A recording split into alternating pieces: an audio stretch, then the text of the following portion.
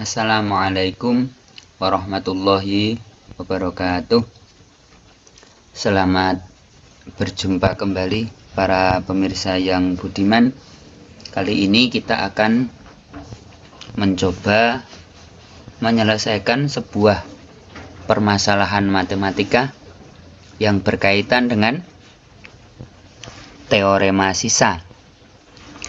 Misalkan terdapat sebuah polinom atau suku banyak berderajat 3. Jika polinom tersebut dibagi x kuadrat ditambah 2x dikurangi 3 akan memiliki sisa 3x dikurangi 4. Apabila polinom tersebut dibagi x kuadrat dikurangi x dikurangi 2 akan memiliki sisa 2x tambah 3. Tentukanlah suku banyak yang dimaksud. Baik, untuk penyelesaiannya kita ingat terlebih dahulu persamaan di polinom. Misalkan fx adalah polinom, hx adalah hasil pembagian, px adalah pembaginya, sx adalah sisa pembagiannya. Maka dari keempat bagian ini kita bisa mendapatkan sebuah persamaan bahwasanya polinom itu diperoleh dari pembagi dikalikan hasil bagi ditambah sisa. Saya ulangi, polinom itu diperoleh dari pembaginya dikalikan hasil pembagiannya ditambah sisa. Sehingga untuk soal yang ada di atas ini, x kuadrat ditambah 2x dikurangi 3 adalah pembagi yang pertama, 3x dikurangi 4 adalah sisa yang pertama. Kemudian x kuadrat dikurangi x dikurangi 2 ini adalah pembagi yang kedua, 2x plus 3 itu adalah sisa yang kedua. Dengan demikian, dari informasi yang pertama ini, kita akan mengubah menjadi informasi persamaan sehingga x, polinom ini kan hanya satu. Fx itu sama dengan pembagi x kuadrat ditambah 2x dikurangi 3 kalikan hasilnya belum kita ketahui, kemudian ditambah dengan sisanya 3x kurangi 4. Dari informasi yang kedua bisa kita nyatakan polinom ini suku banyak berderajat 3 ini sebagai perkalian antara pembaginya x kuadrat dikurangi x dikurangi 2 dikalikan hasil yang kedua, hasil pembagian yang kedua ditambah sisanya yaitu 2x ditambah 3.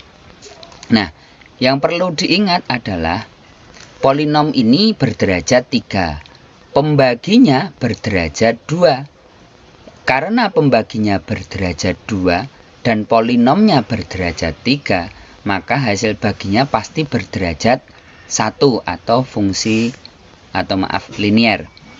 Nah, oleh karenanya H1 dan H2 bisa kita ubah bentuknya. Bagaimana mengubah bentuknya? Seperti ini. Dari satu ini fx-nya tetap, kemudian pembaginya ini karena bisa kita faktorkan, kita ubah menjadi pemfaktoran, faktor-faktornya. Kemudian kita misalkan hasil bagi ini dalam bentuk AX plus B. Kenapa AX plus B? Karena hasil baginya pasti berderajat 1 atau berbentuk linier. Maka kita misalkan AX plus B. Sisa tetap seperti apa adanya. Dari informasi yang kedua ini, Fx bisa kita nyatakan sebagai pembaginya kita faktorkan, karena kebetulan di sini bisa difaktorkan. Ini x plus 1 kalikan x min 2. Kemudian hasil baginya juga kita misalkan dalam bentuk linier. Agar berbeda dengan hasil yang pertama, kalau hasil pertama kita misalkan AX plus B, hasil kedua kita misalkan MX plus N. Sisanya tetap. Baik, jadi yang pertama adalah mengubah informasi soal menjadi sebuah persamaan. Karena ada dua informasi penting, maka kita bisa memperoleh dua persamaan ini. Kita lanjutkan.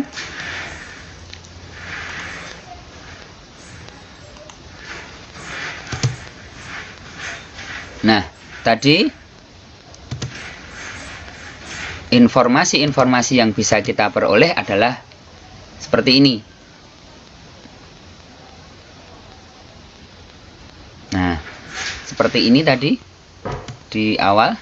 Terus kemudian bentuknya bisa kita ubah menjadi, nah,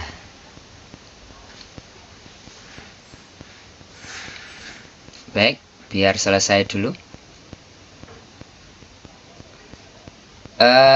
Dari yang pertama ini tadi, X min 1 kalikan X plus 3 dikalikan AX plus B ditambah 3X min 4, kita bisa menggunakan nilai X pembuat 0 untuk menggantikan X di sini. Nah, persamaan 1 itu pembuat 0-nya itu pembuat 0 pembagi, maksud saya. Pembuat 0 pembagi ada dua, yakni 1 dan negatif 3. Sehingga kalau kita substitusikan 1 ke dalam persamaan pertama, maka kita peroleh 1 dikurangi 1 nanti 0, sehingga suku pertama ini nilainya akan 0. Sehingga nilai F1 itu tinggallah 3 kali 1. 3 dikurangi 4, negatif 1. Sehingga F1 nilainya sama dengan negatif 1. Terus kemudian tadi pembuat 0 yang kedua dari persamaan pertama ini adalah negatif 3. Kita substitusikan ke dalamnya negatif 3, maka suku pertama ini itu nilainya 0. Karena negatif 3 ditambah 3, 0. 0 kalikan berapapun nilainya 0. Sehingga F negatif 3 nilainya adalah tinggal 3 kali negatif 3, negatif 9, dikurangi 4, negatif 13. Baik, jadi dari persamaan 1, pembuat 0-nya 1 dan negatif 3, kemudian 1 kita substitusikan, kita memperoleh F1 adalah negatif 1. Kita substitusikan negatif 3 ke dalamnya, maka kita akan memperoleh F negatif 3, nilainya adalah negatif 13. Kemudian, nilai pembuat 0 di persamaan pertama ini, kita gunakan atau kita substitusikan ke dalam persamaan kedua. Dari persamaan yang kedua, 1 kita masukkan, maka jadi dari persamaan 2, X-nya kita ganti dengan pembuat 0 persamaan pertama. Ada 1 adalah pembuat 0 pembagi persamaan pertama. 1 kita masukkan, 1 tambah 1, 1 kurangi 2, ini 2, ini min 1, berarti min 2.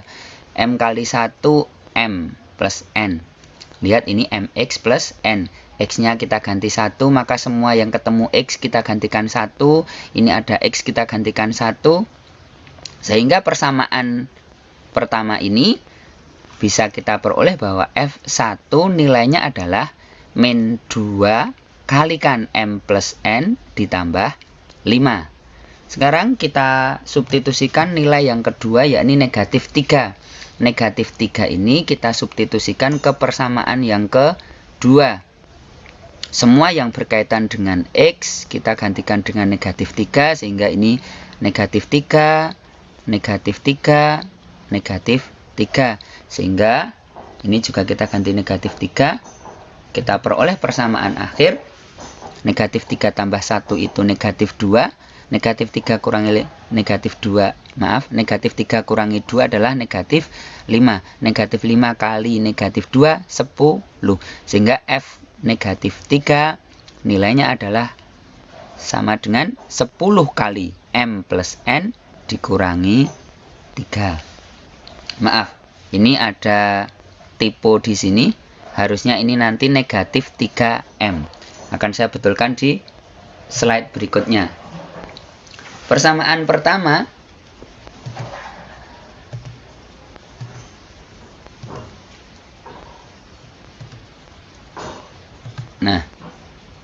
Nah, ini sudah saya betulkan. Tadi dari persamaan 1 kita substitusikan 1. Kenapa 1? Karena 1 adalah pembuat 0 dari pembagi persamaan pertama. Negatif 3 adalah pembuat 0 pembagi yang pertama.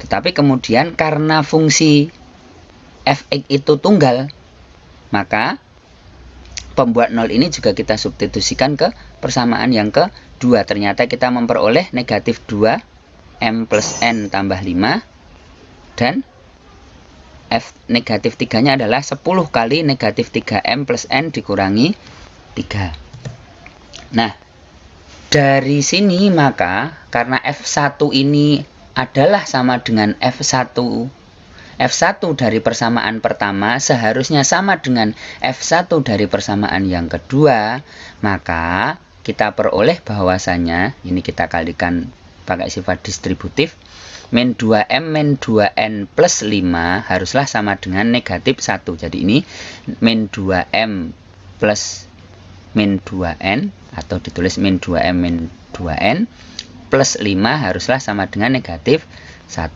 Sehingga kita peroleh persamaan dengan operasi aljabar 2M plus 2N sama dengan 6, atau bentuk paling sederhananya adalah M plus N sama dengan 3. Lah, hal yang sama juga kita lakukan kepada F negatif 3.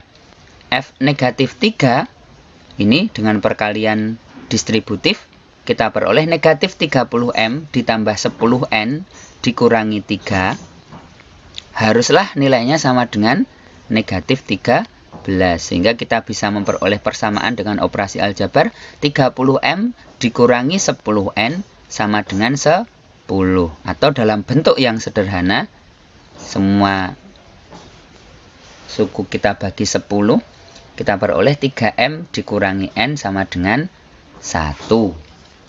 Nah, dengan menggunakan dari dua persamaan ini, M plus N sama dengan 3, 3M dikurangi N sama dengan 1, silahkan lakukan operasi eliminasi sederhana, maka Anda akan memperoleh nilai M sama dengan 1 dan nilai N sama dengan 2. Nah, setelah M sama dengan 1 dan N sama dengan 2 ini kita temukan menggunakan operasi eliminasi dan substitusi, maka M dan N ini kita gantikan untuk menggantikan nilai yang ada di persamaan yang kedua.